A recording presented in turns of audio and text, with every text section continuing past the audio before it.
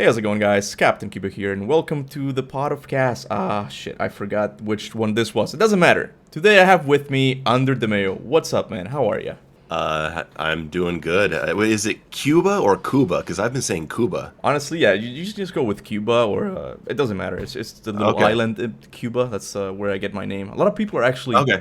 confused by that. They're like, is it Polish? No, it's just Cuba, but I changed it with the C with the K because it sounds cooler, like Mortal I Kombat. think it's the K. I think it's the K that makes me say Cuba and not Right, Cuba. right, If it yeah. were a C, I don't think you'd have that problem. Yeah, yeah. And you're okay with being called mayo. That's something I didn't ask you before because mayo's a condiment. I mean, Yeah.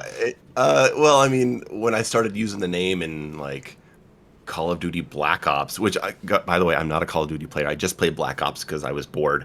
I used the name Under the Mayo, and people started calling me Under.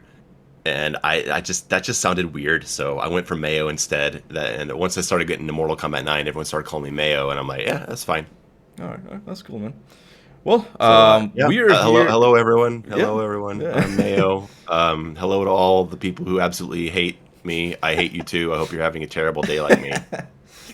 yeah. This is a conversation a lot of people on my side and your side are really hyped about Oh, I because know. they're picturing this boxing match. It's like, oh, this God of Are War you ready to lover, fight? yeah, God of War lover against God of War hater, right? And it's much more complex than that. And Yeah, I was just talking to Mayo a few minutes ago about a problem I think the gaming industry has in general, that it's pretty much the fanboys, because I'm a fanboy, but we have this thing that we feel the need to protect our favorite games, and sure. I think it's much better to just, hey, maybe just say it when you just honestly be like, hey, I don't think this belongs in the game, right? So I'm sure you agree with that, Mayo. Yeah, I mean, we're all guilty of it. I'm guilty of it myself, right? Like, no matter how well thought out you try to be about things, you see something someone said or you see an article and you just have like this first visceral emotional reaction. And then with social media and Twitter, Right. it's just so easy to just like vomit out um, just like an emotional statement that you would like that 15 years ago you would just say to a couple friends. And now you're saying it to thousands of people, and then I don't know, it all just gets out of hand really quickly.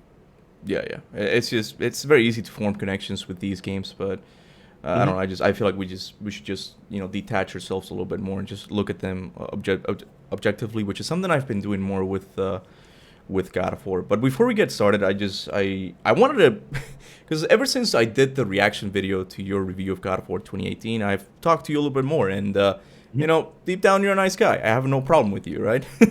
uh, I have my moments. you have your moments, yeah. But I wanted to give you a chance of what a little bit of what you told me about the God of War 2018 review, at least the first part, because I think a lot of people are under the misunderstanding that you just hate God of War completely, or that the video itself was Right. just a rant video, right? So I'm gonna let you Yeah. just talk about that for a little bit. Oh God, where do I start? Well, I mean, when the God of War 2018 came out, sorry, this is I got a lot of story to tell here. When it came out, my channel was completely inactive. My channel was focused on Mortal Kombat and fighting game strategy Hmm. for like 5 years, and then I stopped and I just didn't do anything with it. And so, uh, when the game came out, I had a lot of thoughts, and I thought about making a video about it. And I had never done an opinion video ever before, and I decided, it's not worth it, and I just didn't do it. And then 2019, I my girlfriend had never played my current girlfriend. I met her around then, and she had never played any of the God of War games. And I was like, wow, really? And we were coming up on the 1 year anniversary of the game, and I was like, you know what, this might be the opportunity I need. Play through all the original games, show her what it's about, and then play through God of War 4, and then put a script together. And then so that's what I did. Um, and it basically I put together a whole bunch of notes that I had made when I was like kind of upset when the game came out, and then I combined it with like my more analytical thoughts that I Right, was right. putting together as I was replaying it almost a year later. So that's kind of why that video kind of shifts in and out of like the emotional reaction and like the actual system critique. Yeah, I've noticed that. Yeah, Um, I noticed that. Yeah. and like that, and also like if you look at my subscriber count, I'm at like 110 subs. When I made that video, I had 1.4 thousand. Oh, okay. So My it channel pretty did much like not. what you made you popular. Like it was the first video. No, It wasn't. no, not at all. I made it. Basically, I made it because like a couple of my best friends were like, "Dude, like, you really like talking about analytical stuff and doing reviews and like just within my friends, I like analyzing stuff. Like, you should do YouTube videos." And I was like, and around that time, I don't know if anybody remembers 2018, 2019 Angry Joe channel, Yeah, but the I guy know was Angry Joe. Yeah. falling apart because like his fans were like really criticizing him for not only doing angry reviews. And Joe, I could see it on his face when he was like trying to please his fans by like caving into the pressure of what they wanted. And I was like, I don't want that. I never want to have that kind of pressure as a YouTuber. And Mhm. so I never did it. So I just made the video as something to do for myself personally, to kind of get it off my chest, put it out there, show it to like 5 friends, Okay. and maybe 100 of my subs would see it. And that's basically what happened. That video had 1,000 views for a year. Right. And then in 2020, my channel blew up with Doom Eternal. And my sub count jumped through the roof, and people started going back and watching the God of War video from the year before, and then it got picked up in the algorithm. Ah, I see. Okay. Yeah, yeah. Right. So it kind of like I suddenly was like, oh wow, this video that I spent 300 hours on is It now paid getting off. Yeah. attention, and I never even expected it. I never even cared. I was like, this could do well, or no one could see it. I don't care. I did it, and that's all. Was that And the first video where you talked like you said like you had a script where you talked Mhm. or Yeah, that was the first time I ever did something like that. okay, okay. And like if we get into why I made the video the way I did, like it's very emotional. Um it's inconsistent. I mean I will fully admit that I oversell some things, I exaggerate other things, but I made it not okay. This is what a lot of people don't understand about that video. That video is not made to convince anyone. I'm not trying to get people to agree with me.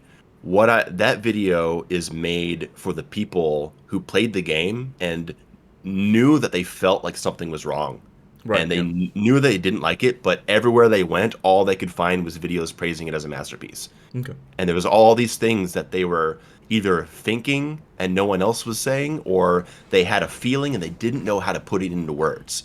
And that's what I made my video for.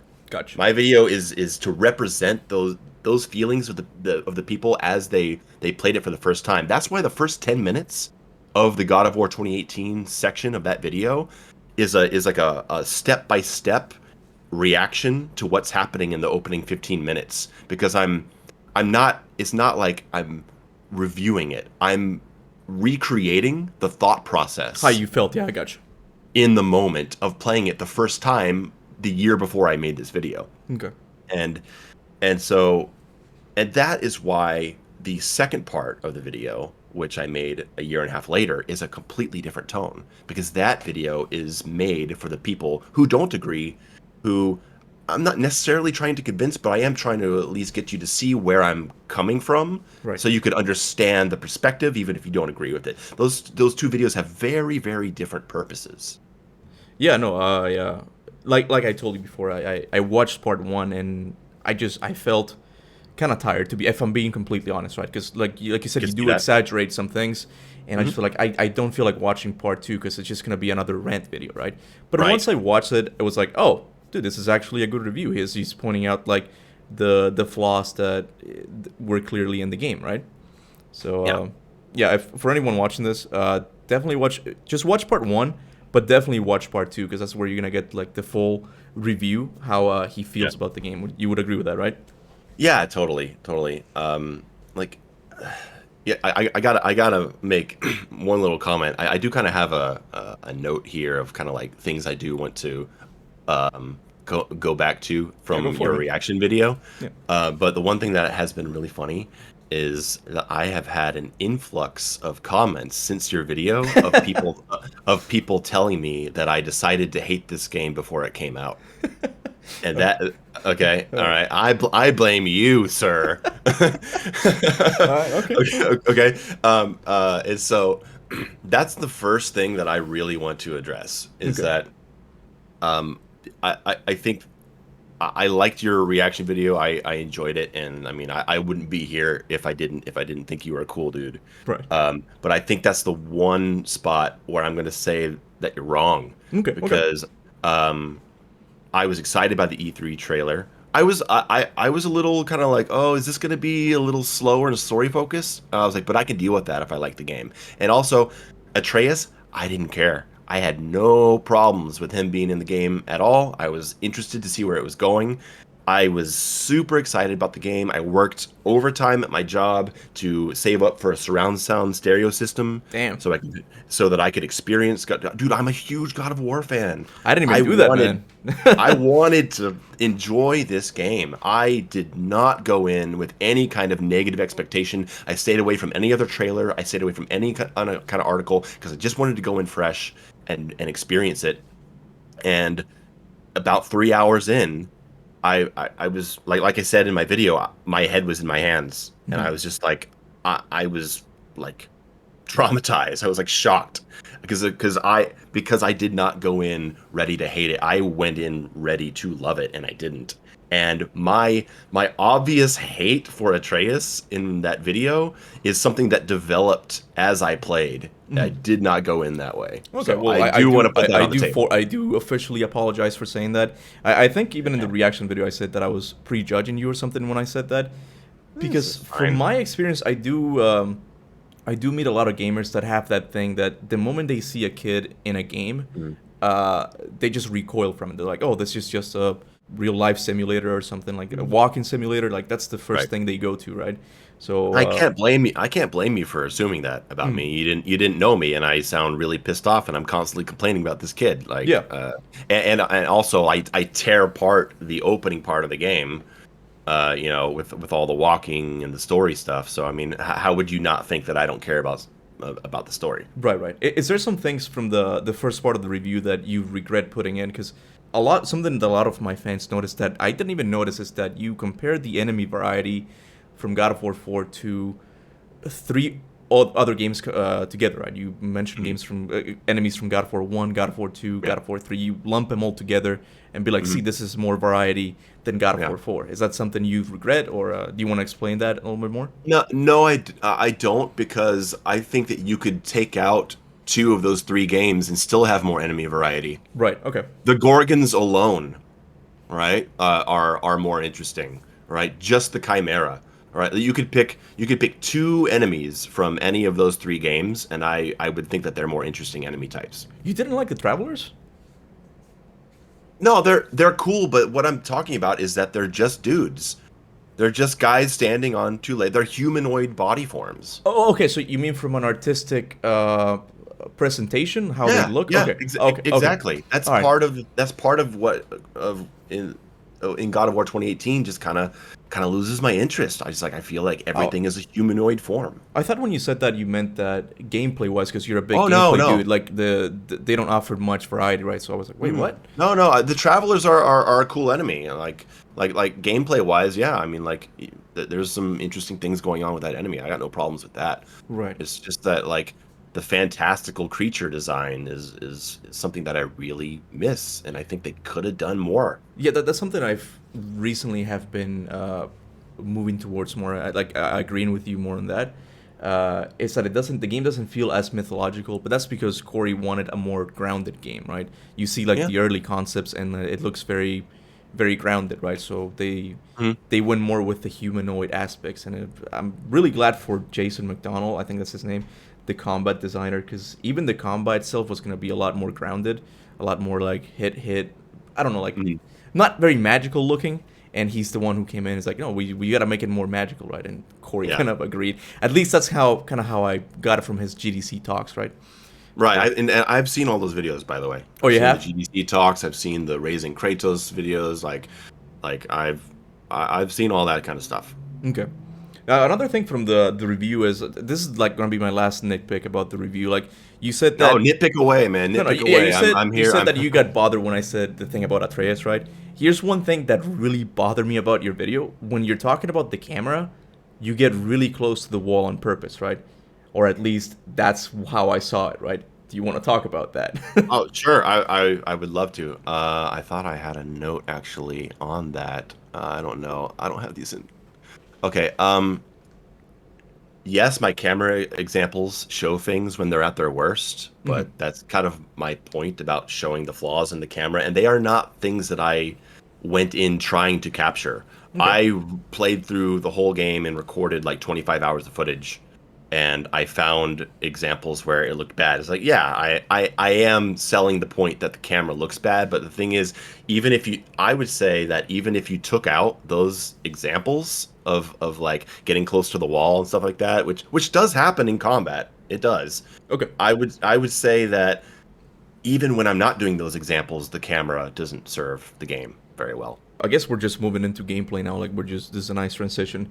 When you say the camera doesn't work, you mean because you can't see the enemies behind you? Because Yeah. I kind of understand that argument, but I don't understand with the examples you gave in the video that you couldn't see the enemies ahead. Because yeah, like if you get close to the wall, the camera's gonna zoom in, right?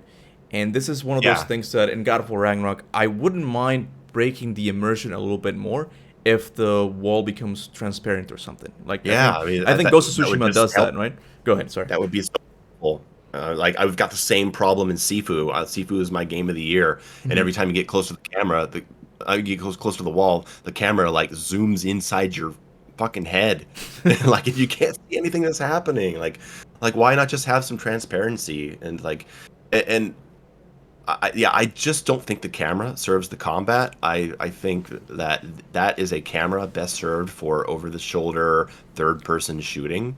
That's where it works, where you're aiming guns. And I get that you're aiming an axe and you do have things that you can throw, Yeah, third but person shooter-ish type of thing. yeah, and like I said in that video, I think the combat works a lot better when you're in corridors. Hmm.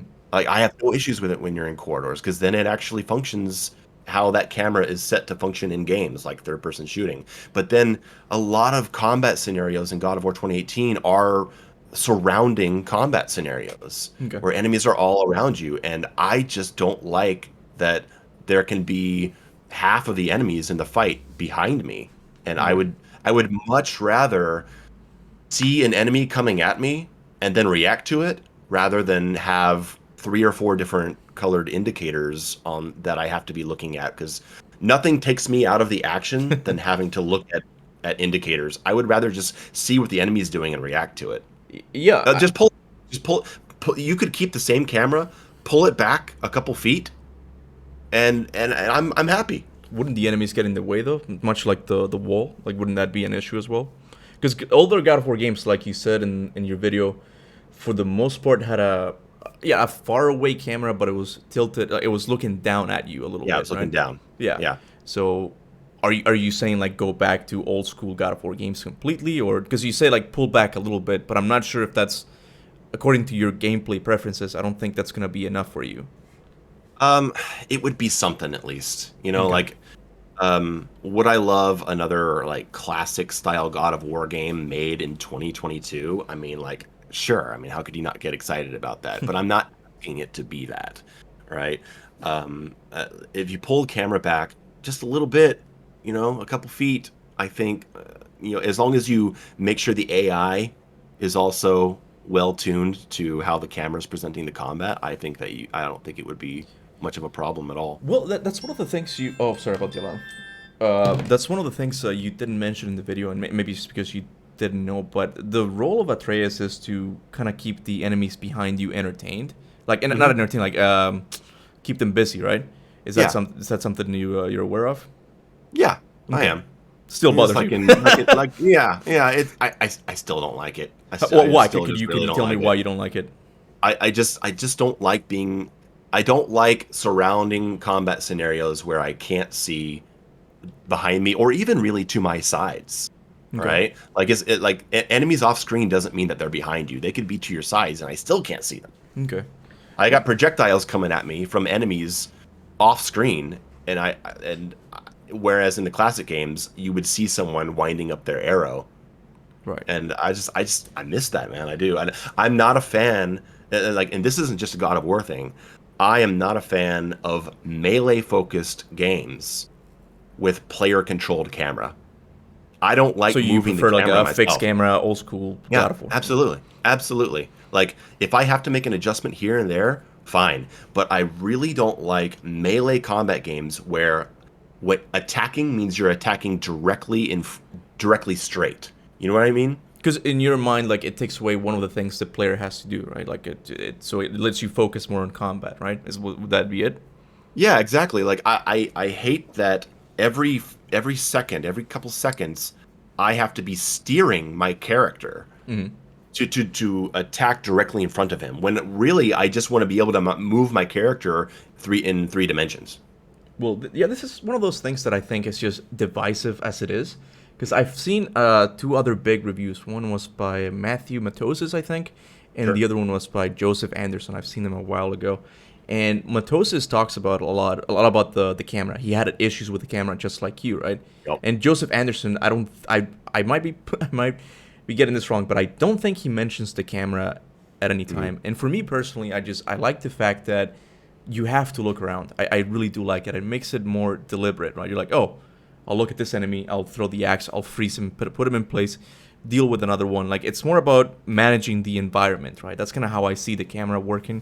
And I thought it Right. was great, but I do see a lot of people that complain about it, right?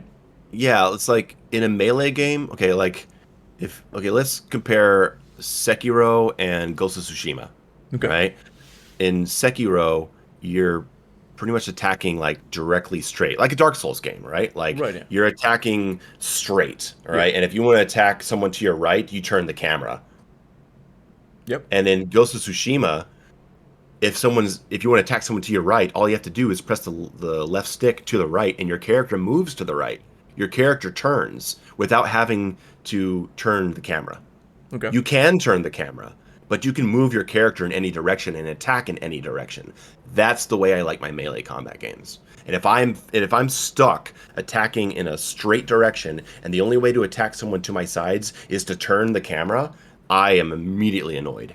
But here's we're kind of deviating from the God of War topic, but that's fine. Like this is more about It's okay. combat It's over. related. Yeah, It's no, no, related. it's fine because Yeah. I preferred Sekiro's combat a lot more than I do Ghost of Tsushima. Because Yeah, this isn't about me saying which game I like more. No, This that's is fine. simply about character control and camera. Yeah, okay, I guess that's because I was gonna say that Ghost of Tsushima resembles a little bit too much of the Arkham games where you press triangle and then like the enemy parries, you parry for Right. the protagonist Yeah. parries, right? Yeah, this is not about the gameplay. Right. So you just mean like how the camera looks just pulled back a lot more, right? Yeah, exactly. Like in Ghost of Tsushima, you can move your character in any direction and attack in any direction. If you need to move the camera, you can. Okay. So If God of War had that system, I would be so much happier. okay. You said you changed a lot. watched the GDC talk of Jason McDonald, right? Yeah, So- a while ago. I don't. Yeah, I mean, I couldn't quote it. I'm asking because I don't even remember what he says. Because originally they had planned to do that camera. It's a lot more pulled back. Should be showing the clip right now if I found it. But I think he said they didn't want to use that camera because they saw that when the playtest came back, they saw that players were getting into familiar territory of playing the old games, like playing like the old games, right? And the vision was for a more grounded combat, more deliberate, right, where you had to aim and but I guess you just completely disagree with that view of the camera, right? I do, and it's Okay. like, and look, the game, the gameplay, like combat mechanics are not that different though. Like, What do you okay, mean? yeah, you don't have the role, but like I've heard that like, oh, like we didn't want players to just jump in and be like, okay, light and heavy, like, and I'm like square triangle. It's like, but that's what God of War 2018 is. It's just on the R1 and R2. It's the same thing. Okay. Well, Right, like I should say here that I was you're very definitely familiar. more of a combat guy than I am, and that's why I didn't want this to be a debate because I feel like you would wipe the floor with me. but I'm no, I don't think but so. I'm just here to get your opinion on it. So Yeah. can you explain that a little bit more? What do you mean by light and heavy? Like you're saying there's no variety in combat. Is that what you're saying? No. I mean that, like, I heard those quotes of them saying that we didn't want people to come into this game and just already know what to do, right? Okay. Like, okay, light and heavy, just like the old God of War games, Mhm. and so they wanted to change it up.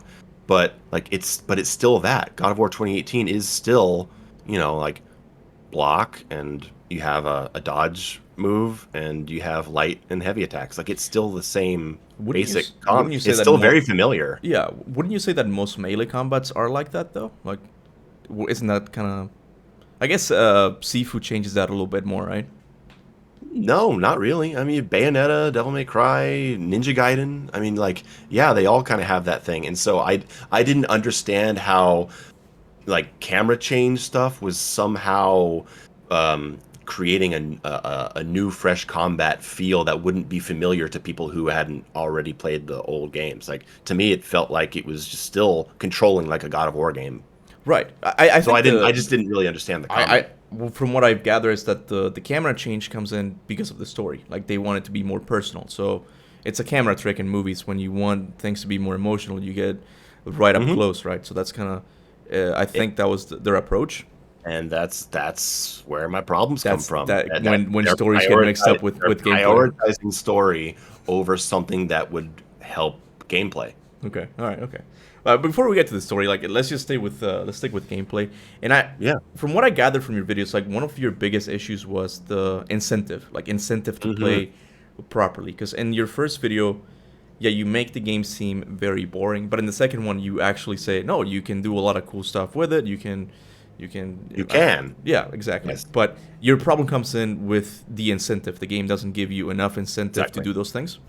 Yes. Exactly. Okay. I That's mean, how I feel about it. take it away. I mean, I guess I just summarized your whole point, but if you want to expand on it, just go ahead. Look, okay. Well, look, I think that you have a totally valid criticism by saying that I oversell the complexities of the original game's Okay. combat.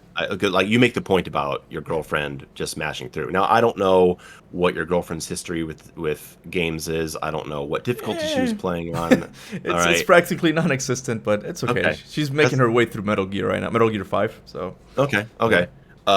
And so I mean, I'm not going to say those games are perfect. If they were made again today, I would be pushing for a lot better balance, right? I'm a lot more forgiving now because that first game was made 17 years ago, right? Okay. Um, but what my thing with incentive is that even though the game does have balance issues, there are at least systems that are pushing you towards the options of creative and smart play, right? Like have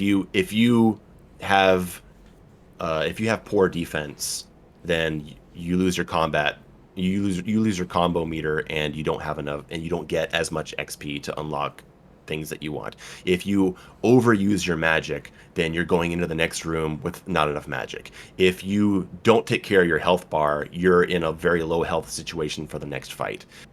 There if you use a grab, then you get an XP bonus. Like there's if you use the different brutal kill animations, then you're able to recover certain resources. There's these incentives behind the combat variety. Now you can argue whether they're strong enough or not compared to the game's regular combat balance, but they're there, and without them, in God of War 2018, then the only incentives for smart and creative play is room to room survival. Okay. And when the game ends up being pretty unbalanced because of the RPG system and the magic cooldowns, Hmm. then room to room survival pretty quickly becomes something easy to do without playing in a smart way. Yeah. And so if you don't have those other things like, hey, but if you keep playing smart, you can get more XP. If you keep good defense, then you're in a better health position for the next room. But no, like if you go to the next room and die, you respawn with full health. So who cares if you made it through a fight with high health or low health? It's the result is exactly the same. It's not like you're punished for dying, Yeah. This right? It's is not, this is some. and Go in, ahead. in Sorry. the Sorry. magic meter, right? It's like uh there's without having to manage resources for magic and for your health, and for there being an XP incentive for playing it with smart defense and maintaining offense at the same time, um then you've I don't know. I just feel like you've lost a lot of reason to engage in the game systems, No, I and get it. that's how I felt when I played. Like That's you're missing the rules of the game. It is a game after all, so you're Yeah. missing the And there's so rules. many cool things you can do. Like I know you can throw the axe and freeze somebody and then knock somebody else's foot down. It's like, okay, that's great, right? But is that helping me keep a combo meter up? Is that helping me preserve magic? If I'm fighting this way, am I able to hold on to my resources better for the next fight? No, that all of that is gone. And so I don't see much reason to engage with it when I can just, run in and spam Atreus arrows and do my magic and just mash while everyone's stunned and like, okay, and then do that again. So I have a confession to make, okay? And this is a Sure. very painful one as a God of War YouTuber. When I watched your video, you mentioned the whole combo meter in the older games giving you extra XP. Hmm. I'll be honest with you, I never knew that was there. Like the whole like extra XP thing. I never noticed that. How? In the I first 10 seconds of God of War 1, when you're mashing buttons, it says 10 hits plus 2 orbs. Right there. well, I just I don't know, dude. I played it when I was 10, and I was like, this game just feels like Okay. butter. And I kept playing it. I'm like, no, this just feels good. So I know your viewers are gonna think that I'm lying about this, and I should have made a poll before doing this. I might have. I mean, this video is gonna be uploaded next week. Okay. But it was just something that I never noticed, and I engaged with the game's combat just because it was fun, right? But you Yeah. obviously take a different approach to that. You don't think just because a game is fun, it's a good combat. There has to be incentive, right? I'm a lot more focused on that these days, but I mean, 17 years ago, I mean, I was a kid. I was playing. I'm probably older than you, but when I started playing God of War 1, I wasn't I wasn't this analytical guy I am today, where I'm like, okay, well, how does this system work with this system? I wasn't like that. I was Uh, just like, this game is awesome, right. but right away, I could see that maintaining a combo was giving me an orb bonus, and I looked at that menu and I was like, oh wow, this costs this many orbs. This is 1,500 orbs to upgrade my swords, and I'm getting plus 50, plus 70 orbs Mhm. for maintaining combos. Like, wow, I can get these upgrades much faster, and I want these upgrades. Right. That clicked for me right away, Right. and its absence has just really really affected me in the new game. Right. It doesn't have to necessarily be that, but I feel like the stuff they took out, they didn't replace it with something else, and I want to be making those kinds of decisions. I really do. Right. Have you played Metal Gear 5? Yes, I have. Okay, I I played might it be like getting this wrong because I'm here. just thinking it off right off the top of my head. But the game is obviously a stealth game, right? You would agree with that? I think that there is a lot of stealth options in there, but I wouldn't call it a stealth game. But that's the thing. Like, isn't it more fun to play the game stealthy as opposed to just getting on a tank and just blowing everyone up? It's more fun if there's a punishment for not doing it right. If you And can is there? play, well, okay, I played it 9 years ago. I couldn't really, Yeah, I I don't can't remember. really tell you. I'm thinking about because I mentioned But my girlfriend playing it, and then a domino effect. Oh wait, does that game have like reward punishment system like in case you don't do stealth? I don't really remember. I don't remember. But I know that you can just run into any camp, kind of guns blazing, Did and you do that? just. I mixed it up. You mixed it up. Sometimes I did one, sometimes I did another, Right. right? And I, there's something to be said for that kind of, open game design where you can, tackle the obstacles in any way you want, right? Um, but I think that on top of that, there should be some kind of other bonus for it. Because here, look, if you have the option of stealth or straight on action, and you're like, okay, I'm gonna do this stealth, and then you make it through 10 minutes of stealth, and then you just start guns blazing, and then you finish the mission that way. It's like, I think that should have some kind of overall effect. Like, going full on stealth should maybe open up different story paths or different upgrade paths or affect the ending or something like that. Because if nothing matters, then like why, like, what are we even doing here? But yeah, that's from my memory. The game doesn't do any of that. I It don't doesn't. think it doesn't, It right? doesn't. Okay, No, that's, not that I remember. it gives you like a scoreboard. Like you got S if you went stealthy and D Yeah. if you weren't, right? So Yeah. wouldn't Style that meters, yay. would wouldn't you wouldn't that be an example of a game that doesn't really give much incentive for play and it still is fun? Because I'll be honest, when I play that game, I like to be stealthy. If I get Hmm. caught, sometimes yeah, I'll make my way out of a shootout by just shooting back at them, right? Hmm. But sometimes just reset that part and just do the stealthy Yeah. part because it's much more fun than the other one, right? I mean, if that's what you're into, sure. Okay. But I mean, I don't know. I can't really comment that much because it's been almost 10 years, Okay, yeah. and my perspectives on things have really changed over the Okay. last years. But I will say that it definitely could be better Okay. if there was a more of an incentive system tied to specific kinds of gameplay, and that you if you were could be a little more rewarded for sticking to your strategy. Mhm. Then and if it had some kind of effect on the world, I think that would be a lot better of a system without having to actually change the gameplay. Okay. Yeah, I agree. I'm gonna move away from the topic because I'm not the That's okay. biggest Metal Gear fan, and I don't remember much, but I don't remember there being an incentive to play better, right? Mm. But And the go thing ahead. is, incentives can be very, very different. Like, I don't need every game to give you an XP bonus for your performance. It's like I'm talking about, like that works for God of War, right? Sometimes incentives is survival. Like with Resident Evil, I talk about Resident Evil all the time, right? The incentive for smart, creative play is that you don't die, right? Right, right. If you're not exploring, if you're not managing your inventory, if you're not planning your route and remembering the map, and if you're not doing all those things, which is the fun way to play, by the way, But hold on, if you're not doing those doesn't things, you die. doesn't that make it like you said with God of War 2018, just surviving those encounters with the zombies? Doesn't it make it similar? Um, the outcome is similar, but the methods of getting to that outcome are very different because Resident Evil has systems that you have to engage with to find success. Right. And Yeah. God of War, I feel like, ends up breaking itself pretty quickly, and you could just ignore the systems and find success anyway. Well, I mean, I kind of agree with that. Like, my biggest issue with God of War not giving you incentive is with the whole cooldowns for the runic attacks. I think that in the RPG Yeah. system that completely breaks the game, right? I don't. Oh yeah, let's get into that, Yeah, please. I don't find like the combat itself bad. Like when an enemy is blocking with a shield, I know that I have to tap Mhm. L1 twice to Yeah, like break his guard, right? And then totally. he's open and then I hit him. So like you said, like Resident Evil, like you survive, right? But Yeah. you have a bunch of tools that I always use. I was never bored with the combat itself. I know you were, but Yeah. I weren't. Because like I keep saying, like it's just it feels good to just manage the environment, just looking around. Hey, I'm gonna Mhm. freeze this guy. I'm gonna use the blades. Which, by the way, you didn't mention the blades a single time in your video. By the way, that's something people were pissed about. I had nothing to say. What am I supposed to say about them? Okay, the blades are there.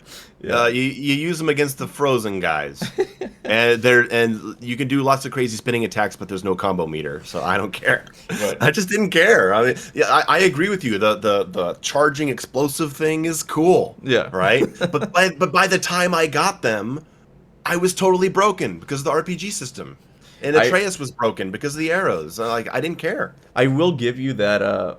Like you said, there's not enough of a big reason to change the weapons in God of War 2018. I loved using it. I loved using them, but I found myself just using the Leviathan axe, and it's not just because I like it more. It's just that I kind of forgot about the blades. Right, there wasn't Hmm. much of an incentive for me to change. With the nightmares, there was because you could grapple them and then like Yeah. throw them at other enemies. Right, so like that's kind of like the only. Those little things I like. Yeah, yeah. Those little things in the combat, those incentives for switching weapons and switching strategies, I do like those. I do Mhm. like those. I just think it needs a lot more, and it needs a resource management system, dude. Like I think you said in your video that they changed the magic to the cooldowns because they were worried about players hoarding their magic, never Yeah. using it. Did people do that in the original God of War games? I certainly didn't. You people used magic all the time, and there was magic chests all over the place. Well, What player was never using magic when they played God of War 1, 2, and 3? Maybe because they did give you a lot of chests, but I do remember just with smaller enemies me not using magic because I'm like, oh, what if there's a Yeah. freaking centaur in the next room? So I would kind of hoard it a little bit, just save it for later. I do want to talk a little bit about Doom Eternal now because I do think Doom Eternal, people kind of were on me because of what I said about Doom Eternal in the reaction video, and it just much like you, there's a lot of misunderstanding. I love Doom Eternal, I really do, and what it's done for the mechanics of, I forget what it said, what you call them, like play to play, like the gameplay loop, how you use the torch to get health, and how you Yeah, everything. all There's the a purpose systems to work everything, together. right? Yeah. There's a lot games can learn from that in general, and God of War can do that as well. And I think so too. yeah, and you did point out you made a good point with the whole health pickups. The game just kind of gives them to you a little bit, Mhm. so it would be cool if like getting health would be incorporated into the gameplay as well. Like there's What risk if and the reward. What if that that you know that when you charge the axe and then you hack someone open? Right. You know, like what if that gave you 5% health? What if killing an enemy that's frozen? What if you freeze an enemy and then kick them and they shatter and that gives you like a small piece of magic recharge, Okay. right? Like little, and then of course the combat system, right? What if you keep your offense going and never get hit, and then that affects your XP bonus at the end of the fight? Like this stuff did not have to be removed from the game for God of War 2018 to feel like its own game. And that's kind of one of my big points about this. People say that, oh, well, you just want this game to be a clone of the old games. Like, no, not necessarily. I'm fine with a new camera presentation and a serious world and a new story and a new place, and Kratos is an old man, he's got his kid and new weapons, and I like that stuff's all cool. Like I was excited about it.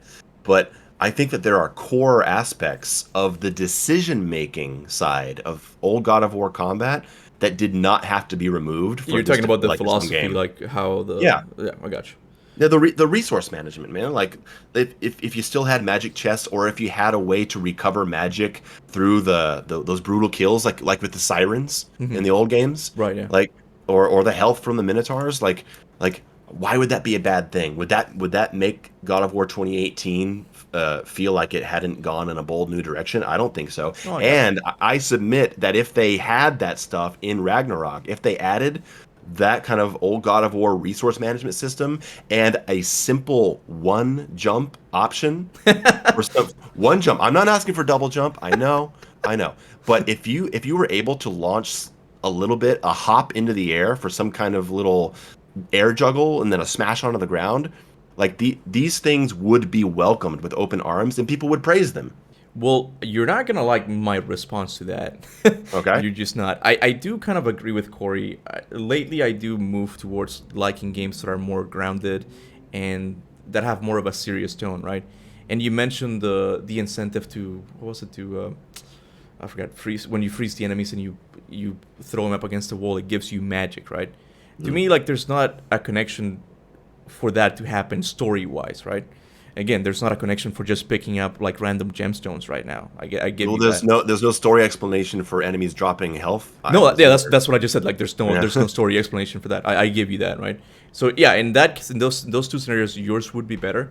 But like my idea for health regeneration would be like to throw the Leviathan axe at a Draugr, and when you pull it back, it rips out the heart, and then Kratos Oh yeah, squeezes the heart, and then that gives you health. Like that sure. makes it more grounded, and it's still within the gameplay. I'm Yeah. all for it. I'm all for that. All Well, right. there you go. Or Kratos finds like a blood rune, and so if you do those brutal kills, the blood that splashes on his face gives him like a health boost. Like you could find all kinds of story ways to make an active resource Right. management system work. Because that is something that I mentioned in the reaction. I love Dead Space for that fact that everything you need in the game, the HUD, is part of the story. It's like your health, Mhm. it's on your back. It's just a little bar on your back. Just look at it, right? It's part of the suit, and I love that idea of like, if you want health, rip one of the enemy's heart and just get health.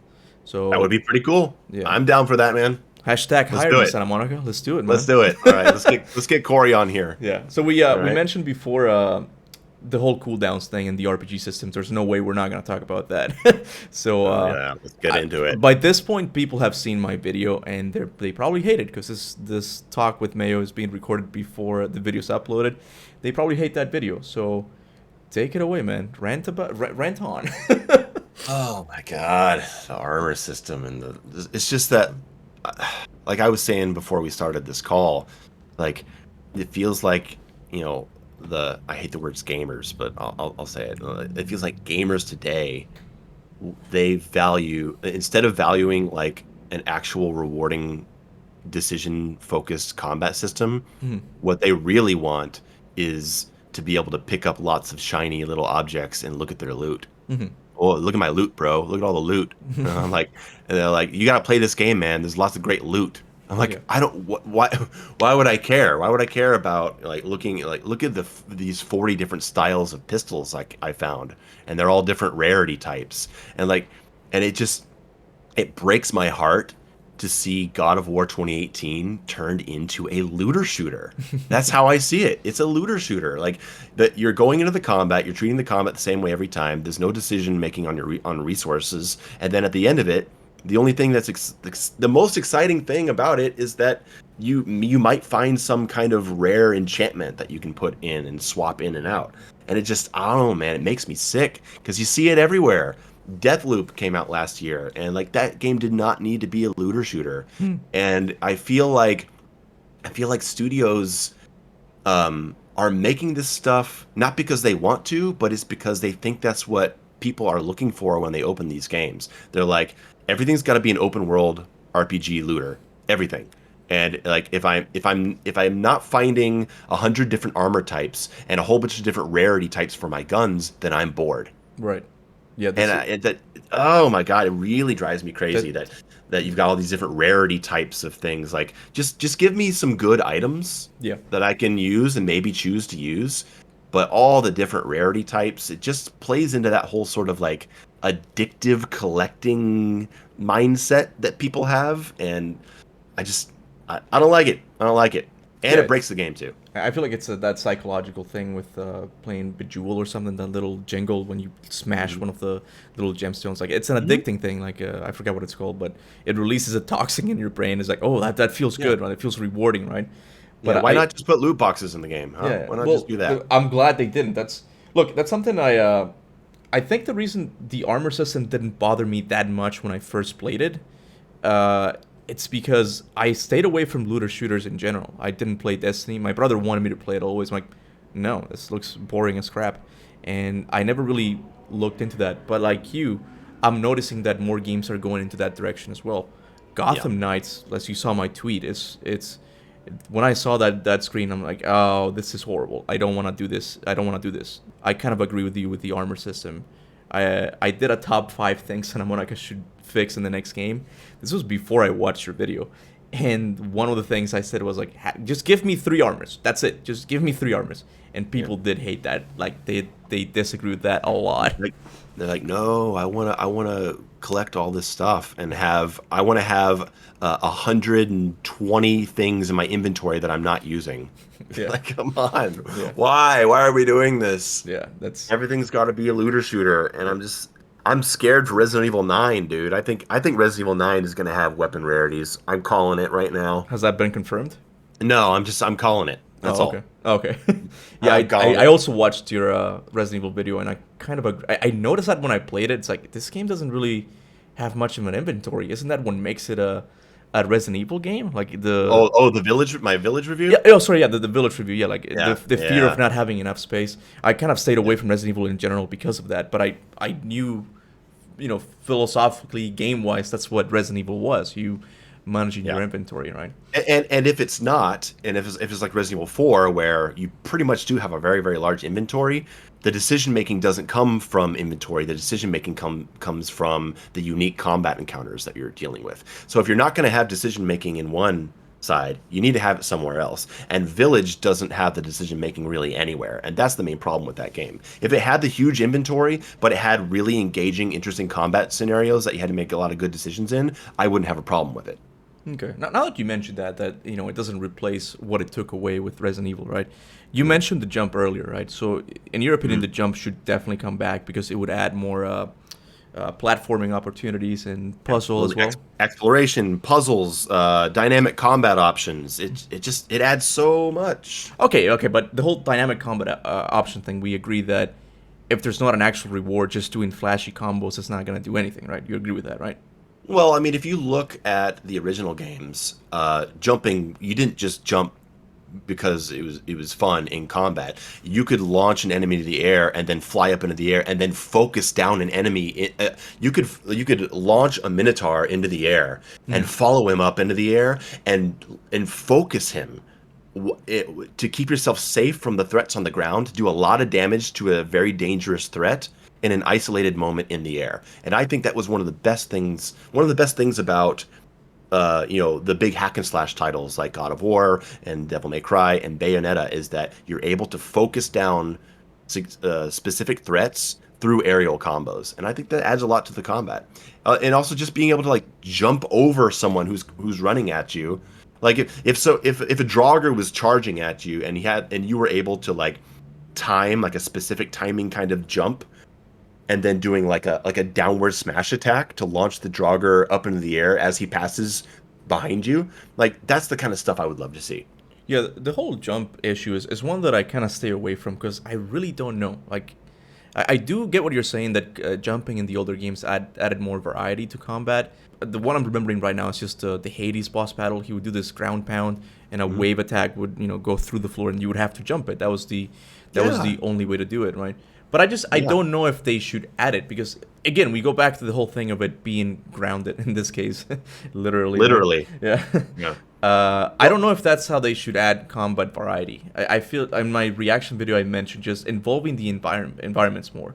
They had this cool moment very early in the game, right after you meet Brock, that what you have to do is fight a group of enemies and constantly be lifting up the floor above which has spikes, right? I'm like, that's an interesting combat loop because you're involving the environment, and it makes it more grounded as well. So it's not just attack with your axe and blades. The environment plays a role, but you still think jumping. Yeah, I just don't get why I'm not jumping when, I mean, like, he's jumping in the cutscenes. You can do the running axe attack and he jumps up in the air and smashes the ground. He's got magic attacks where he jumps up in the air and does something. He lifts off the air when he does the Spartan Rage attacks. And I'm like, why do I also not have just a simple jumping option? I feel like that would just add so much more for of avoiding enemy attacks, focusing enemies in the air. And you don't look, I don't want people to think that I'm trying to say that in the new God of War that you should be able to launch someone up in the air and then be up in the air for 15 seconds. I'm not. I understand that the whole kind of like realistic, grounded feel of the game is part of its appeal, but I don't think it's an all or nothing thing. I think that you could have an aerial option in there and keep it limited and keep it, grounded in the feel of the game. And I think it would work, and not just in combat, right? Even more so in the level design and the exploration and the puzzles. I think that's probably even a lot more important than an aerial combat option, because all you're doing is walking, running, and then auto climbing sections. There's nothing else to do in the world. Yeah, I just didn't notice the platforming at all. I looking back at it, yeah, it is missing from the game. The small puzzles kept me entertained enough. It's a shame that they just didn't develop them further. Like, they didn't do much with them. They were pretty. They started off okay, but they were pretty generic all the way through, right? So I wish they would have made it more interesting, right? There's a part in, I think, the Raising Kratos video where they talk about how they got like a build of the first part of the game done and presentable, and then they had a year to finish the rest. And I was like, well, now we just gotta make a whole game with this, right? And I was like, wow, that's a very revealing statement. Because that's why the puzzles are all the same, right? Because they had the first chunk of the game made, and then they had to fill out the rest. Like, they had to make all the rest of the game and get it ready. So like, they probably didn't have time to develop more interesting puzzles. Yeah, that's one of the things. Look, I understand like you should judge a product by the final outcome and not by the intentions, right? But I kind of give Santa Monica a pass, like when it comes to things like lack of boss battles and lack of enemy variety, because they did want to make those things. Like you mentioned in your video, wouldn't it be cool to fight the Helheim boss, right? Like the eagle. I'm pretty confident that was going to be the boss battle, but it's just they just ran out of time and they just couldn't do it, right? Well, I gotta lay the blame on them for wanting to make the game like a semi-open world RPG exploration Hmm. game. I think that their scope, their imagination, just went way past their capabilities. And if they had made it a linear campaign experience, because that's another thing, man. I'm tired of of games where I gotta go all over the place or follow the linear campaign. If they had just dedicated the game to be a linear campaign with a little bit of exploration here and there, then they and made it an experience that you loved so much you wanted to play it again and unlock more stuff and get more difficulties and all that kind of stuff. That they had done that, made it a game that was just more focused on replayability than it being a 40 to 50 hour experience to finish, then I think they could have had a lot more interesting boss fights and puzzles. Well, here's the thing. I agree with you that I miss like the simplicity of it, and I was just thinking about just the Last of Us versus God of War. I probably enjoy my experience with The Last of Us a lot more because it's just that single player experience. There's not much exploration. There's not a map or Right. anything like that. A The linear campaign. Yeah, it's a linear campaign. Yeah, like you don't get to recycle settings. That's one of the issues I've noticed lately with God of War 2018 as well. Like there's a lot of you have backtracking is the word I'm looking for, right? But anyway, I do think God of War 2018 started. Look, I think it's kind of a masterpiece, but it does rely on some old tricks from the gaming book, right? Like you said, the side missions, they're just things you do, right? I do think like they're involved, like how they implement story in the side missions is really well because it reflects like the main story. But I know you're not a story guy. I would like to argue that point, but I'll let you keep going. Okay. There is one cool thing that I experienced with God of War that I've never experienced in any other game when it came to the exploration. And it only happened once, and I hope I see it more in God of War Ragnarok. When you're exploring the Lake of Nine, you will Mhm. come across the body of the dragon you killed in the main story. And what you Yes. do is you pick up like a dragon tear or something, and that's a shame. It gives you a crappy enchantment, I'm pretty sure, right? But that idea of just like encountering something in the world that you did in the main story, I hope Excellent. that I get more of those moments in God of War Ragnarok, because No, that's good stuff. yeah. Go ahead. You said you had something to say about the story and the side missions. Oh, okay. Well, I mean, story wise, sure, my channel focuses on gameplay and how systems work together. But I mean, if I look at the my top games of all time, they're games that I don't just love for the gameplay, they're games that I love for the story. Okay. I cherish the original God of War in its backstory and in what you're actively doing in the game story wise, whether it's active story or backstory. I fucking love it. Silent Hill is a game that I obsess over and have spent years reading and discussing only story. I adored the characters and the world of the original Resident Evil trilogy. Mortal Kombat, right? I'm into Mortal Kombat not just because of the blood and the combos and the art style. I also love the mythology of all the characters, and I love studying like where they came from, who they are. Metal Gear Solid, I was obsessed with that story when I played that game. So I definitely care about story, but here's the thing: story for me is a lot like lyrics in a song. Okay. The lyrics can be the best lyrics in the world, but if I don't like the song, I don't care what you're saying, man. So So yeah, that's you how what I you're saying like so the song is the gameplay itself. Gameplay always yeah, comes first. yeah. If I don't enjoy playing the game, I don't care what the story is, and I have games recommended to me because they're great stories. But if I don't like playing it, it's like a song. If I don't like this music, I don't really care about what the singer is saying. No, But if I do love the music, I'm ready to fully connect to the lyrics. yeah, I agree with you. Like people always try to get me to play games like Journey or I don't know, like Oh, a bunch of Journey, these God. games that, you know, I hate to say the term, but they are pretty much just walking simulators, right? Walking Like, simulators, yeah, yes. because it's like it's a cutscene. It might be a good story, but if it doesn't have a nice gameplay loop, it doesn't keep me Mhm, entertained, right? With God of War, I thought the gameplay was good enough. Could it have been mhm. improved? Definitely, right?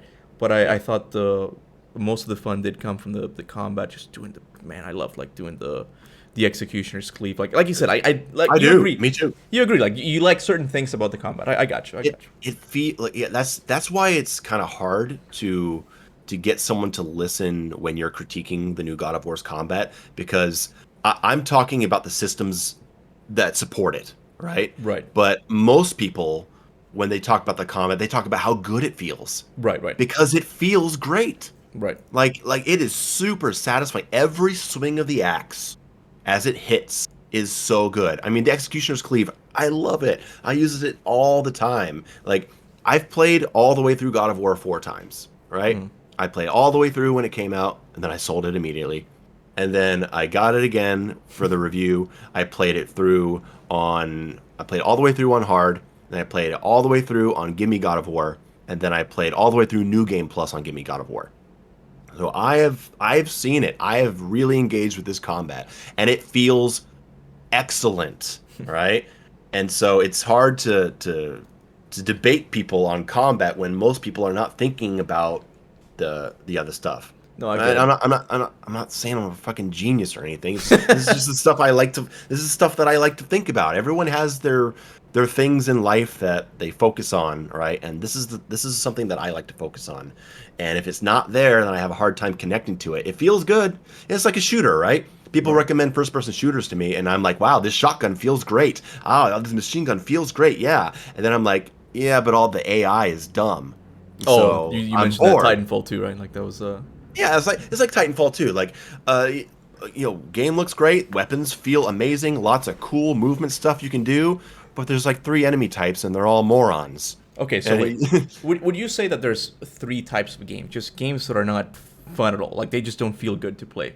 Then there's games that feel good to play, but there's not really much of an incentive to play properly. And then there's games like Doom or your favorite games that truly give you an incentive to play, right? Sure. Part of me wants to say there's got to be exceptions to that, but I will accept the generalization and say sure. Because So, and the thing is, it's I made this point in my Challenge Matters video. This is not about Doom Eternal. This is about Resident Evil 1, 1996. This is about Super Mario 3. This is about games where if you ignore the systems that are in place, you're not going to win. yeah. It's No, just that this has become a much bigger topic in certain circles because of Doom Eternal, because it's like the first time that the developer of the game actually came out and specifically stated this design philosophy, which is a philosophy that they did not invent. It's just a philosophy that they're applying to their game that's already been applied in many of the greatest games ever made since pinball. right. Yeah. Hold on, I kind of I was gonna say something, but I forgot. I'm having like memory issues right now. There's so much we want to talk about. And There's so much, dude. Yeah. There's so much to get into. That's why I was excited to come on and talk to you, because I knew we would have a good talk. Yeah, no, again, like I knew like you and I would agree a lot on a lot of things, right? But yeah, I definitely do agree with you that God of War needs more of a, dude, the cooldown is like the cooldown in the RPG system. I'm gonna go back. I don't think we talked about the cooldown itself. The Sure. cooldown is right now recently, and it's my biggest issue because reviewers are right. What people end up doing, and I'm guilty of this myself. When you fight a Valkyrie, you see the issue with the cooldowns. People Yep. what they do is just cycle through the runic attacks and then wait until it's recharged. And like you said, if you have that talisman that recharges all of them, that's cancer for the game, dude. You can't have that. Yeah, and the cooldown thing is also made worse by the RPG system, because like you talked about how you don't like RPGs, and the thing is with the Valkyries are great fights. They really are. I mean, I wish that there was something like the Valkyries in the main campaign that was required, but the Valkyries themselves are really good fights. But what I think a lot of people ended up doing, myself included, is that you get to a Valkyrie, and the Valkyrie kicks your fucking ass for a while, and then you're like, I'll come back to this later. And Yeah, then you oh get my really leveled up, and then you go back to the Valkyrie, Dude. and you beat the Valkyrie without even learning how to fight it. Dude, that's something I refuse to do whenever I stream the Valkyrie fight. People will be like, "You're under-leveled. Go and get some better gear." No, No. I freaking hate that. Don't tell me that. that is the worst thing that could happen when I And stream a it Valkyrie feels like fight. the game is made for you to tackle it that way, and that's the main issue. And that's the good thing about New Game Plus is that if you play New Game Plus and you come up to Valkyries, you're not cheesing those Valkyries, dude. Hmm. Yeah. You gotta fight them. And when I finally did that, I was like, wow, this is really good. I fought the Muspelheim Valkyrie Yeah, the fire. for 8 hours straight. Yeah. No, I, I, I I have like fun memories of staying it up was until three, great. It was fighting Sigram, just finally beating her. Like, yes, finally did yeah, it. yeah. Yeah.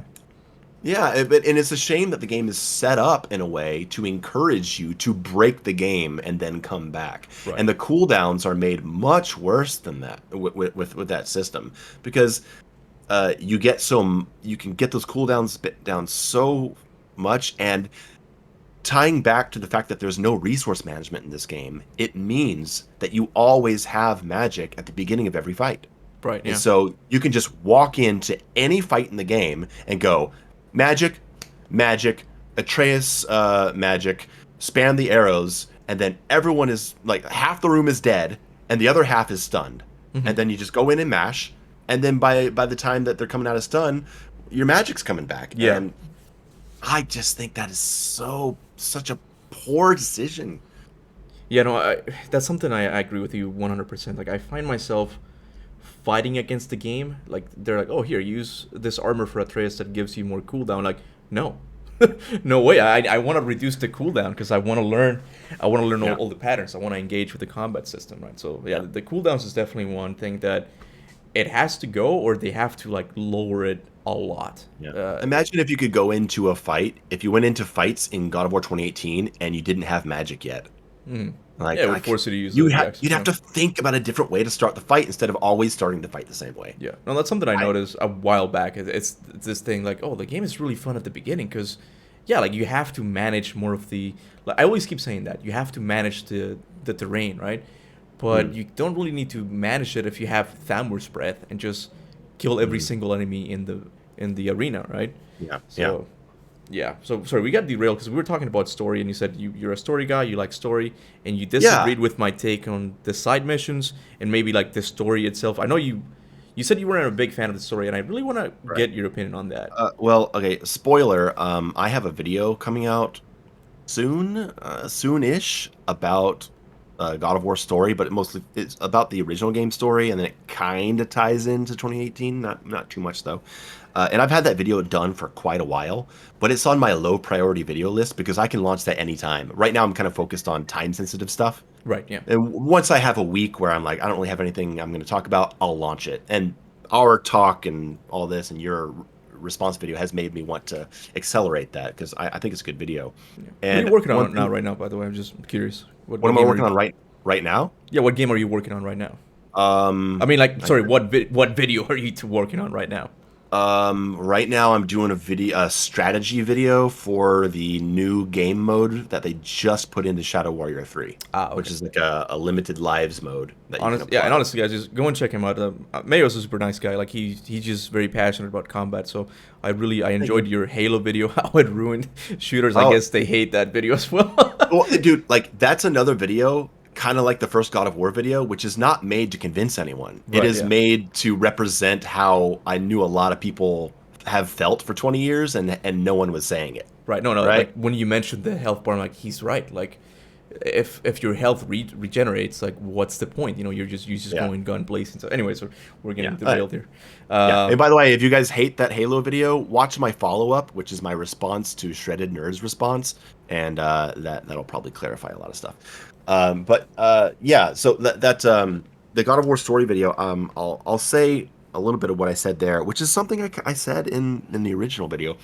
Like, it's not so much about disliking the story. I mean, I am not motivated through the game because of Kratos's motivation to go bury his wife's ashes. I just don't connect to it. I'm just like, okay, or like there's no like backstory about who she was. I'm just like, I just couldn't relate to it, and I didn't really care about where I was going.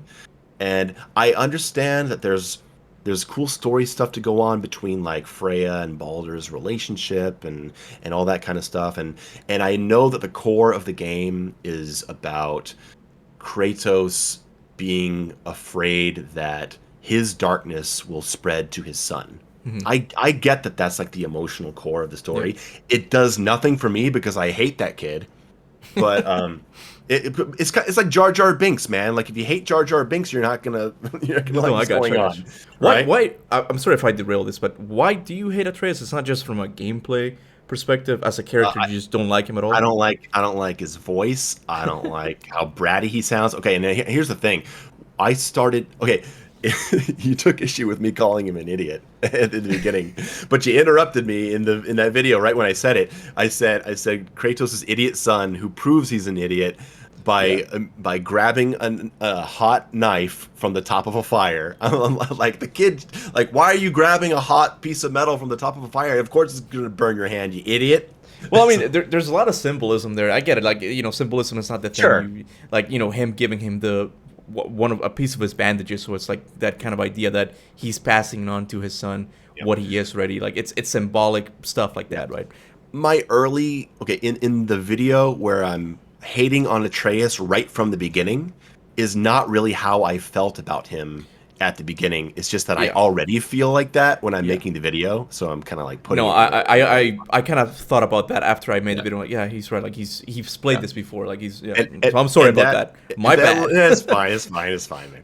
And that little clip of me showing him glitching out, running into the wall, I like.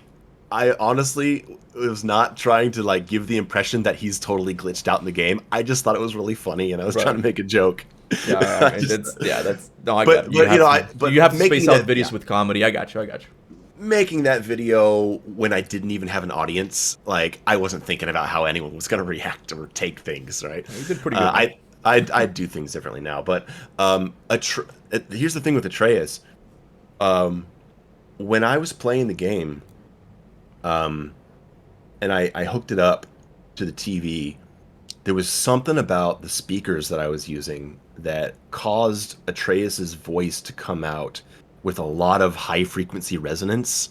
And so, and I was playing on the hard difficulty because like I'm not complaining that the early game is hard when you play on hard, right? That's fine, right? I like that. If I die 20 times in the same room, I don't complain, all right? I just know that I need to get better.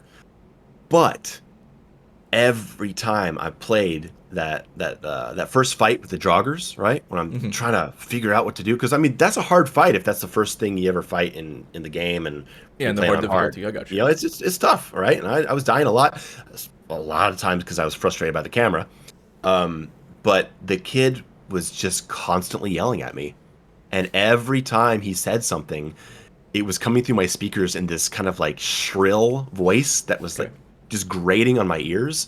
And I was in that room for a long time, and it made me despise the kid. And every time, like I said in the video, it got to the point that was not a joke. It got to the point where I would drop the volume to 0 before every fight because I was just tired of hearing him say, "Behind you, find a healing stone, father, father." And I Dude, was I can already see the comments. Be like, better get a better speaker thing. Like, oh, right, yeah. Okay, thank you, thank you. I guarantee you, it still would have happened anyway. It just like it just happened early because of the speakers. well, yeah. Uh, The whole issue with and- the story is just, this is something that I don't think you and I are ever gonna see eye to eye. I love the story. No, I don't think so. I thought Atreus was an interesting character. He's not the greatest character ever, but his whole dynamic of just having his mother just passed away and then learning that he's a god, I find all that interesting because we've never seen that in the God of War series. We always see like grown up gods, and now we see like Atreus from the very beginning, how he's gonna turn into the god that he is and he will be in the future, right? So I found that all very compelling. But I don't know. It's just that early scene where Kratos grabs Atreus' arm and Atreus is looking at him with that bratty, annoyed face. Oh, it made me think of every like bratty, annoying kid in any like movie where you like, I hate that kid, right? Like that's how I felt about him, and there's moments in the middle of the game where he's chilling out and he's talking less, and but I could never form a connection with that kid because I just didn't like him. I don't like his voice. I don't really like the kid, the actor doing the voice, I guess. And a lot of why I cannot connect to this story. I'm going to make this point in my story video. Okay. Is that Kratos doesn't care. There's all this awesome mythology. When people talk about God of War story, a lot of times people are talking about the mythology, the stuff that Mimir tells you, and the boats, and all the stuff you find out, and like, wow, because yeah, this world is fascinating. I will give you that. But that world is not God of War. That world has been around for a long time. That's just Norse mythology. It's interesting. But Kratos doesn't care about any of it. He's not interested in learning what's going on. He's not interested in the drama that other people bring to him. He's just sort of like, ugh, ugh. Well, I mean, he acts like everything is annoying to him. well, I mean, And because sorry, go ahead. because of that, I don't care about what's happening. If the character I'm playing as doesn't care, I don't care. I get what you're saying, but isn't that like a proper trajectory for the character of Kratos? Like when he went to the Fates Temple in God of War 2, it's not because he wanted to go sightseeing; it's because he had a goal, right? The goal of this Kratos is just to raise his kid and not, not let him be a mess up like he was before, right? So I didn't find that I didn't have that issue with either. Like I get it, he's not gonna ask me mere for Norse mythology lore, which is a disservice to me, but I gotta deal with that. But that's just him. Like he's a Spartan general. He's not gonna be. I don't know. Like unless in God of War 2 he had to turn back time because he wanted to kill Zeus. That was his goal, right? You see like where the story. I connected to that. I was just gonna say I connected to that because he felt very motivated to reach his goal. Mm-hmm. Well, okay. I do think this is something that's gonna change with God of War Ragnarok. I agree. I expect that to be different. Yeah, David Jaffe did point out that Santa Monica can't pull that rabbit out of the hat again, like just having a completely emotional story. That's just not gonna work again. They need to expand on the world now, and I do think the story of the next game obviously is gonna be to stop Ragnarok, something a little bit more mythological, which is I think what you're looking for. Would that be it?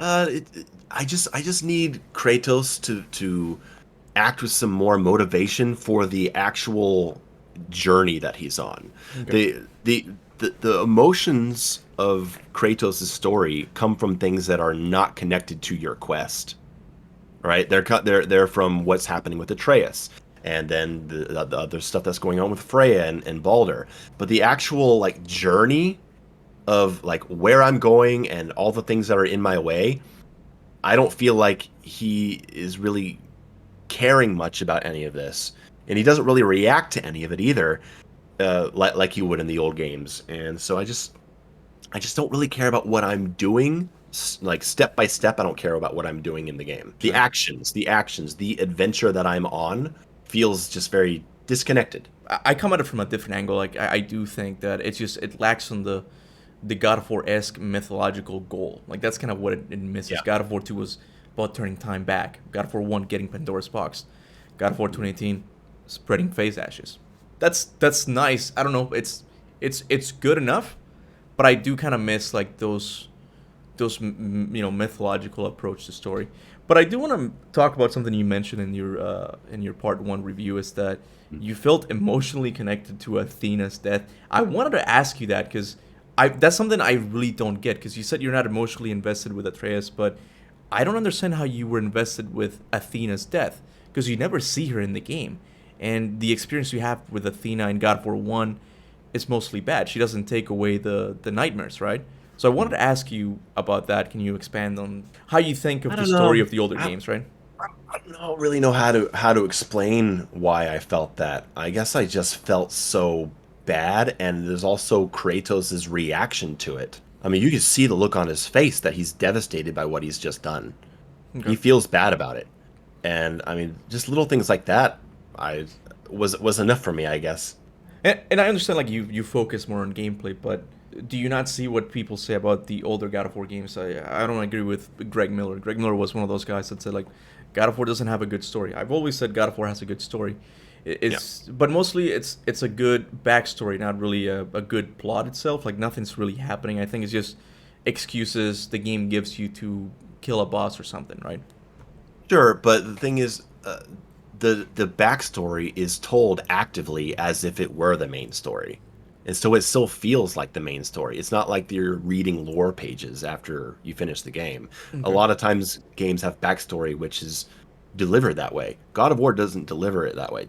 It delivers it like you're like unveiling a mystery. It's That, delivered as a mystery, and that's what makes it so that's engaging. mostly God of War 1, but Yes. in God of War 2 you get the backstory of the Titans and the gods, but with God of War 3 you start to see kind of like the flaws with this approach to story. That is, you don't really have a plot. It's all the backstory is told, right? Like Yeah. you get Yeah. so I you would totally agree. yeah, you would see the issue with that. Okay. I think that under Corey, the character of Kratos started going in the wrong direction with God of War 2. How so? Well, I mean, God of War 1, if some of you guys will remember this, if you when you beat the game, it says Kratos went on to serve as the God of War to forever watch Ah, over humanity, and I'm like, that's a final ending. And then I God of War 2 changes that. I have to I actually have to make a lore video about that, or the theory videos like is the ending of God of War 1 canon, because you're right, like it's just it's a an ending that just finalizes the story Mhm. completely. Like there Yeah, wasn't like it was. David Jaffe didn't plan a sequel ahead, right? So he kind of ended the story, right? It was over, and then God of War 2 is where you start seeing the shift into Kratos being a little more of a one-dimensional angry character. And I think that like Corey talks now about how like they wanted to give, they wanted to make Kratos something that was more of a deep interesting character. It's like I think that was something that I think that was his own fault, or whoever was in charge of directing the story in God of War 2 created the Kratos stereotype that they were trying to fix, because he was not that in God of War 1. Yeah, God of War 2 just makes the mistake at the very beginning of just like abruptly making him, like you said, like one dimensional, right? Yeah, If he's fucking invading like as much as I love God of War 2, that's my favorite game. I love the mythology story, the adventure, the boss fights. God, I love God of War 2. And I feel the rage of Kratos. Like I want that revenge. I do, right? But the more I think about it now, it's like yeah, it was weird. It was weird that God of War 2 starts and Kratos is using his power to invade a whole bunch of other cities. Now, look, it does make sense because like why would you why would you promote this clearly unstable person to this position of power? It was a horrible idea, right? So right. you could say that it makes sense, but given the ending of God of War 1 where it makes you feel like Kratos is going through this transformation and accepting a new role in his life, the beginning of God of War 2 doesn't make sense. Right. So, in your opinion, should God of War have ended with the first game? Should it have ended? No, I don't think so. I just think that I think they could have gone in a more interesting way with the character, or they could have made it where every God of War game maybe told the story of a different God of War. Maybe God of War 2 is the story of Ares as a Oh, young you mean Ares. like jump from different God of Wars? Yeah, Okay. why not? I don't know. I feel like you risk becoming too much like Assassin's Creed, even though Assassin's Creed wasn't a thing back then. But Yeah. this whole idea of like having a Norse assassin, having Yeah.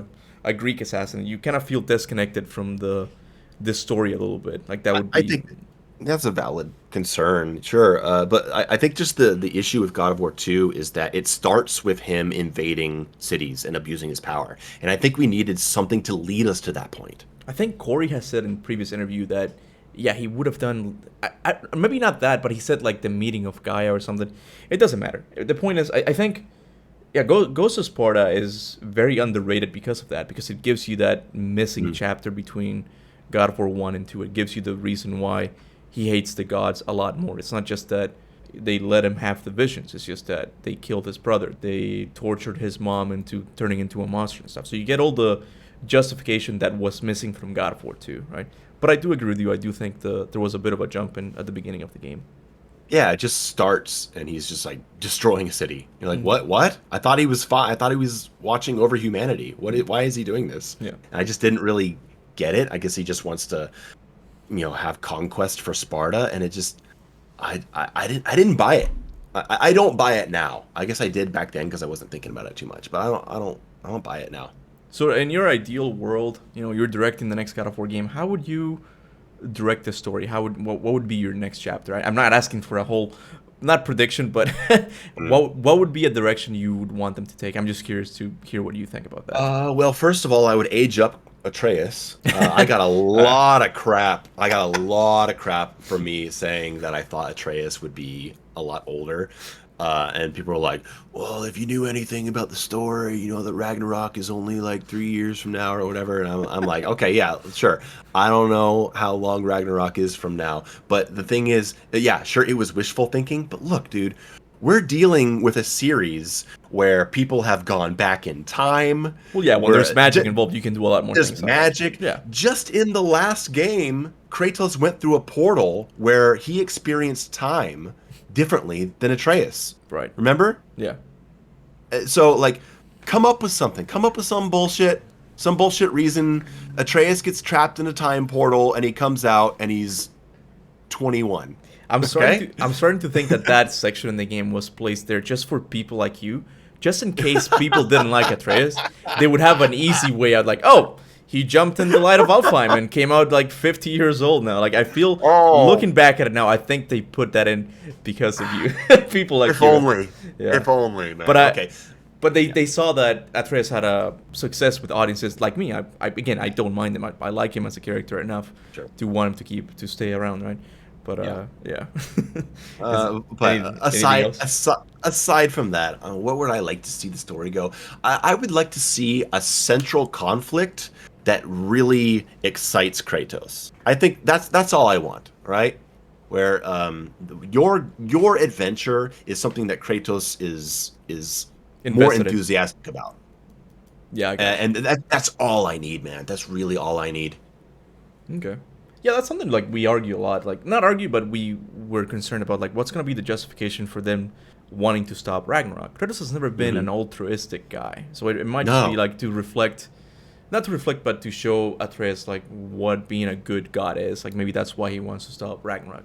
Would that Hmm. be a good enough justification for you to get involved with the story?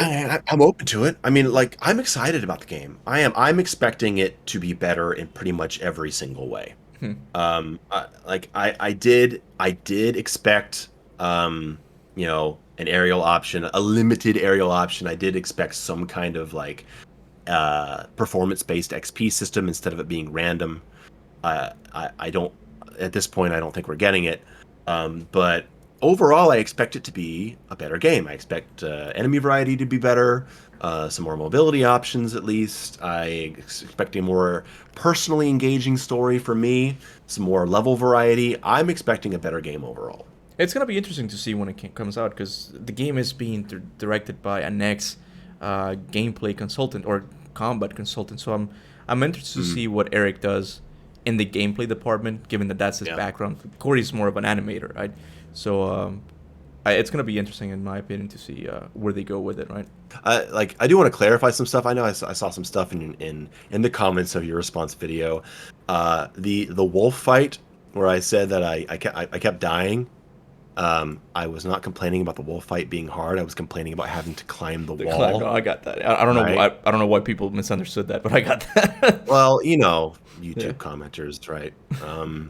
Comments about the opening of the game being slow. I'm okay with a slow opening, but I would rather it just be a long, interesting cutscene, right? Okay. Like, um, Okay, I'm we can quite tackle the whole those parts that people consider a walking simulator if you want to. yeah. I mean, it is just walking, right? It is just walking, and I mean, God, it's 15 minutes before you get to that first fight, and I think I think that's okay if it had been cutscenes because you got to do it every time you play. Yeah, You gotta walk, carry that tree, man. here's the thing, like the whole mixing story with gameplay started off I think with Naughty Dog and Uncharted. They of course like they went overboard, like they not overboard, but they experimented more with it in The Last of Us, the whole thing about walking. And while I think it provides an awesome first playthrough, I will agree with you that playing these games on a second time, it's kind of brutal. Yeah, Uh, it can be. Yeah, even with God of War 2018, I don't know why they don't give you the option to run in the first few 15 minutes. I like the intro. Yeah, I like the yeah, yeah. intro, but you can't run, and I don't up until you reach the troll. I don't know Hmm. why, right? It's weird. Yeah, and it's like, that kind of ties into like the combat options and everything like that. Like one thing I really liked about God of War 1 and the originals is that starting off from that first fight, you have a good number of options, right? You got three different kinds of grabs, and you got your combos. You have the air launcher, you have air juggles, you have the air grabs, and you have the ground to air grabs. Okay. And starting with God of War 2018, I was like, wow, like a lot of that stuff is missing, and the only thing in its place is that you can throw the axe.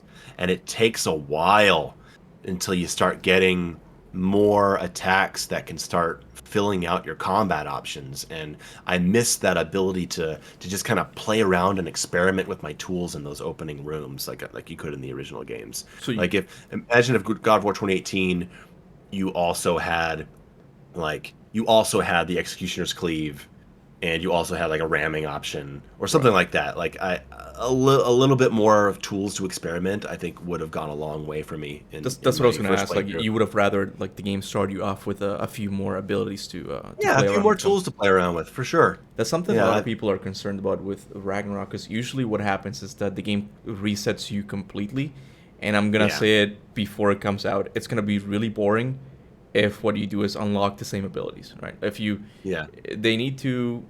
Yeah, you can do the whole thing like Thor breaks the Leviathan axe or something, but you need to have some of those abilities still. Like this is one of yep. those things that I will sacrifice story for gameplay. It's okay. Just keep like you said, like the executioner's cleave and the whole holding R1 thing. Just keep a few abilities and then build upon those. Like that would be Hmm. a good idea, I think. Yeah, start with one magic attack already unlocked. Yeah, Yeah, but something like that. There's all kinds of things you can do, and I don't think that they'll completely reset to zero. I think that you will have a few things to experiment with, a few more things to experiment with in the new game. yeah. I just don't see how they wouldn't. But hey, my predictions have been pretty wrong on this game. So 20-year-old Atreus jump button. yeah, yeah, exactly. We'll, Yeah. we'll see, man. We'll see. You just want this to be. Oh my God, those comments of they had to change this game because God of War Ascension was a failure. I'm like, okay, okay, fine. That doesn't mean that absolutely everything has to go. Yeah. You know, I like that when you mentioned in your response video, you mentioned that it would be cool to have environmental kills. Okay. I think stuff like that would definitely go a long way to making the combat a little more interesting for me. Yeah. I'm just kind of looking at my notes of things I wanted to hit before we go. That's okay. I agree that Thor's brothers or sons. Is it brothers, right? Oh, the sons. Yeah. Magni and Modi. It's sons. Yeah. That's the best boss fight in the game.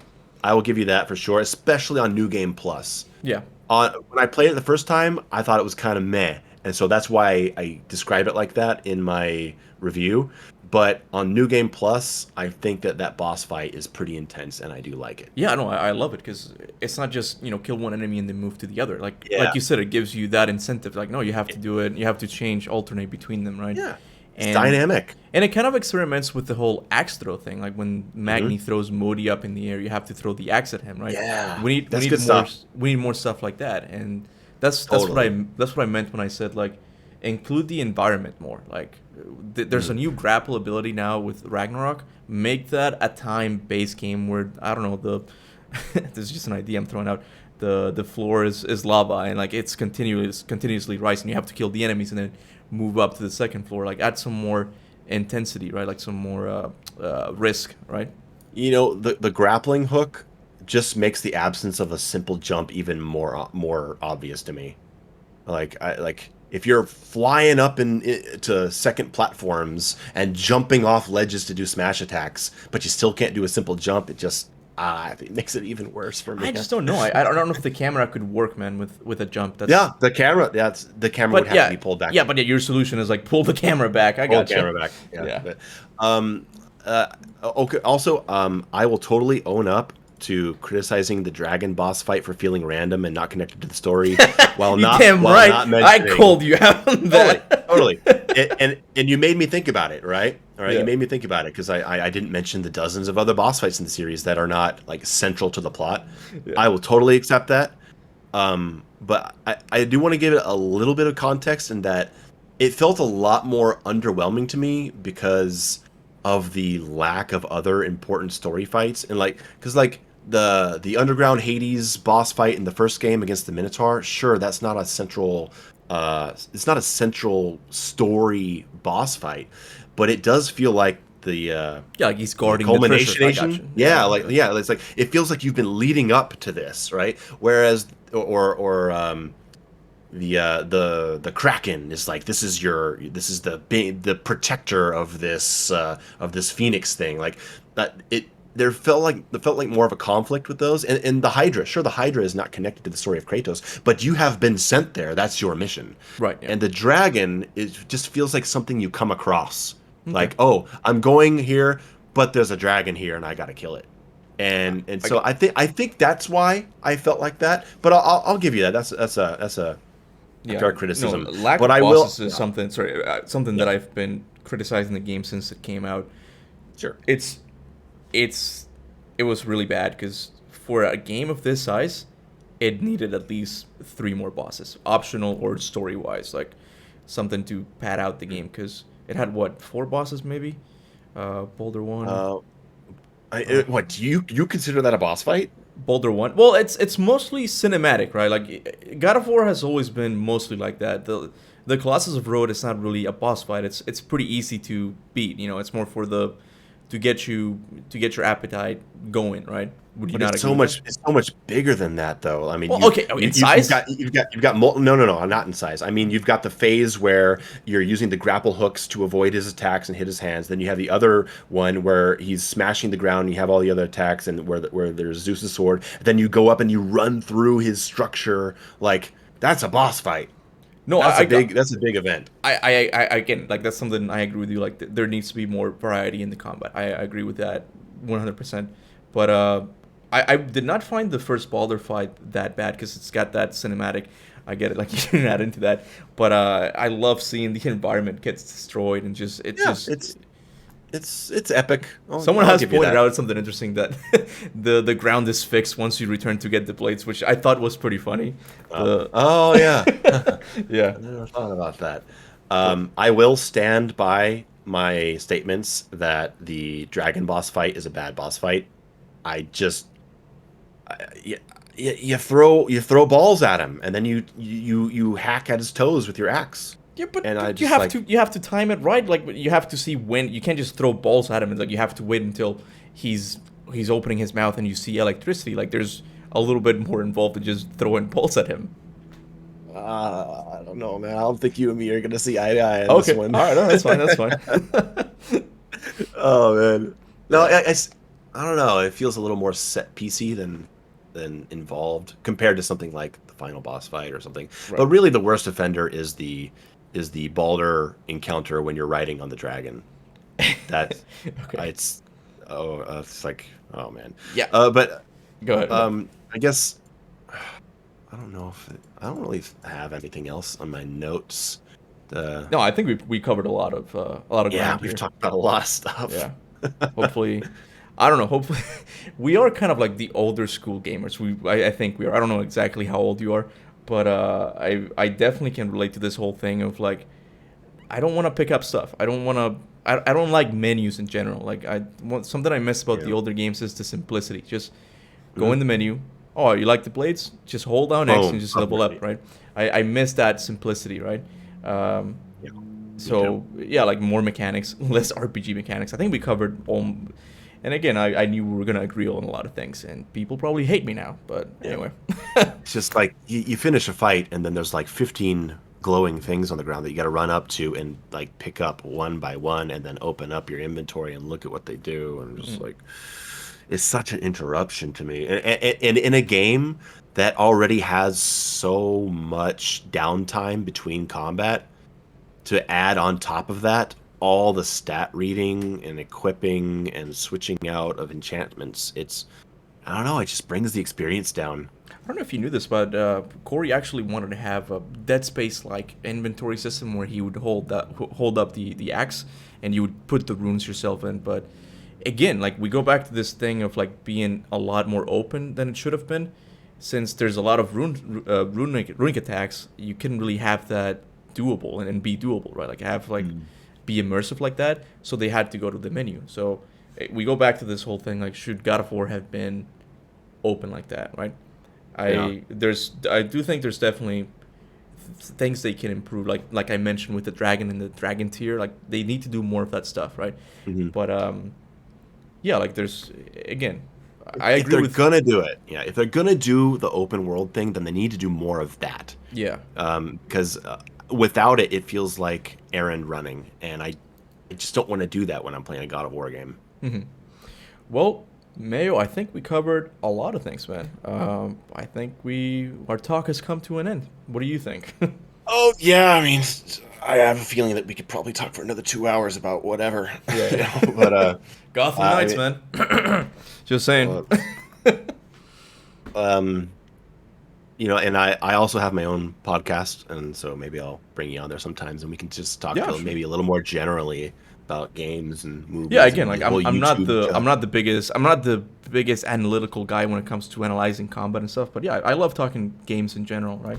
And Yeah, guys, yeah, if and for those of you watching, just definitely check out his channel. I have nothing against Mayo, dude. Like there was a bit of a misunderstanding with his first video, but it got cleared out. He's an awesome dude, and I do like his reviews, and as you guys can see, I agree with a lot of his points here.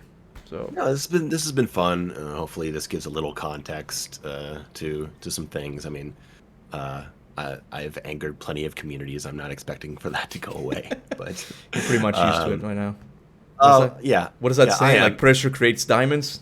Yeah, sure. Yeah, Yeah. yeah, yeah, yeah. It also creates headaches. Yeah. Yeah. But yeah, Um, that's. Sorry, but you want to say something? I was just gonna thank you for the way that you did your response video.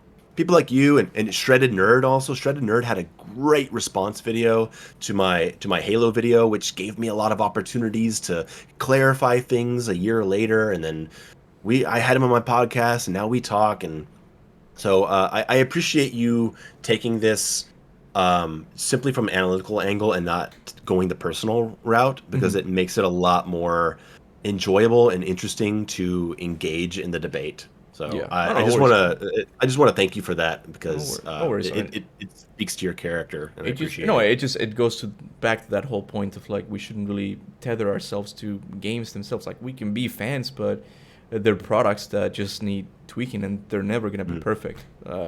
I've kind of moved away from the idea of calling games a masterpiece. Just find like, give your opinion on how it could be better. Like that's I feel like developers could use that a lot more of that than just praising it blindly, right? So yeah, it's just I love God of War 2018, but I can agree that it has some issues, right?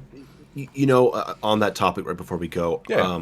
I I completely understand when people say that God of War 2018 is a masterpiece. I understand when they Mhm. say it's a 10 out of 10 game. I get where they're coming from. I don't get upset about that, right? Um, Sometimes I think they're like, I usually can try to understand when people say games are masterpieces, even if I'm not a fan of them. Or the same with movies, right? Like maybe I don't really like a movie, but I can see why people call it a masterpiece. It takes something rare, like a Deathloop came out last year and got perfect 10 out of 10s and masterpiece and game of the generation and game of the year and all this kind of stuff. And it takes something like that for me to be like, no, I have no idea how anyone could possibly say this is a masterpiece. Yeah, I don't Not like just because Deathloop I at don't all. like it. Not just because I don't like it. Because I just think this is objectively a bad game. And I would never say that about God of War, despite how emotional I got in that first video and how much I crap on so much of it. I still get it. I still get why people love it so much. And so I just wanted to leave it with that. Well, there you have it, guys. Under the Mayo Dust, love God of War after all. I love it. I love it. Give me that random XP. There you go.